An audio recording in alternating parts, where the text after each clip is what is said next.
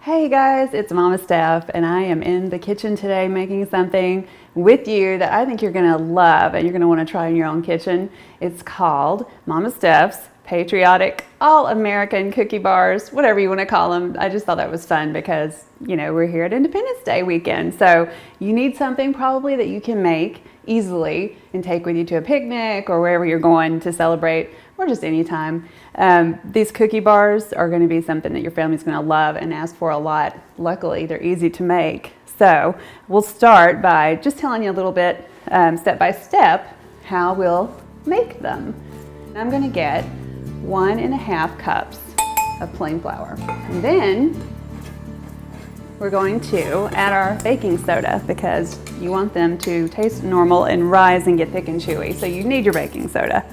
So we're going to do about 1/2 teaspoon. All right. And then we'll just do about 1/2 teaspoon of salt too.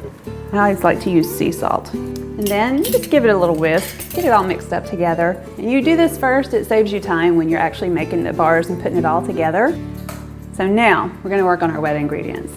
This is the good stuff in my opinion, because the wet ingredients are what make your cookies and cookie bars really chewy, and that's everybody's favorite. We're going to start with 1/2 cup of butter, 1 stick. It needs to be at room temperature so it can really just easily get creamed up in the mixer. Then we're going to cream an egg in there. Now, a tip, always break your egg into a separate bowl or cup or something, because you don't want to get a gross egg into your butter and then you have to start over. So crack your egg.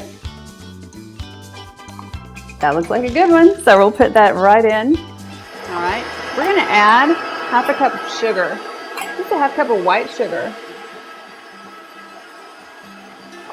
And that grainy sugar will help mix up all of the good ingredients. Then we're going to add 1/2 cup of brown sugar too. It'll give us really rich flavor in our cookies. And now we're going to add a whole tablespoon of good vanilla extract. And what do I mean by good? Well, I mean either make it yourself, which I'll teach you how to do one day soon, or buy real vanilla extract at the store. Don't buy the imitation stuff. It's actually really chemical laden and it doesn't taste as good, so use the real thing. Now, all we have to do is combine our dry and our wet ingredients. All right, flour, here we come. Just add a little bit at a time. You don't want to dump all the flour in at once. First of all, it'll go all over your kitchen and all over yourself and make a mess. Keep it on low, and just add a little bit at a time. Okay, we've got all our flour in.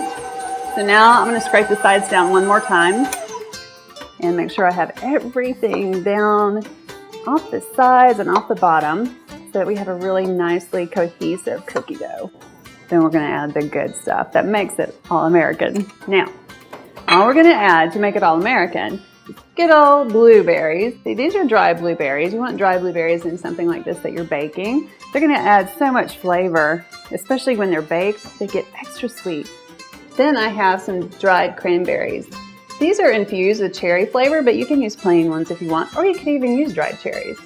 You just want something red. And then the white part of our all-American cookie bar, white chocolate chips.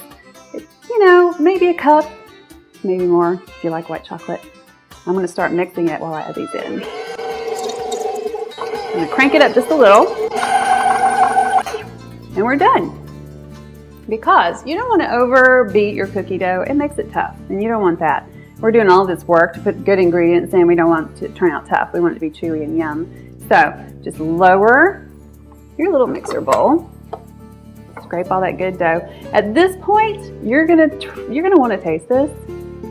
Beware, it's delicious, and you're probably gonna say, you know, who needs to take them? Let's just eat them like this. But don't do it. Don't give in. First of all, it's got raw eggs in it, and you know what they say. Don't eat the raw eggs, but honestly, I always try it.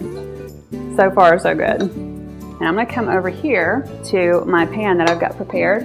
This is another tip.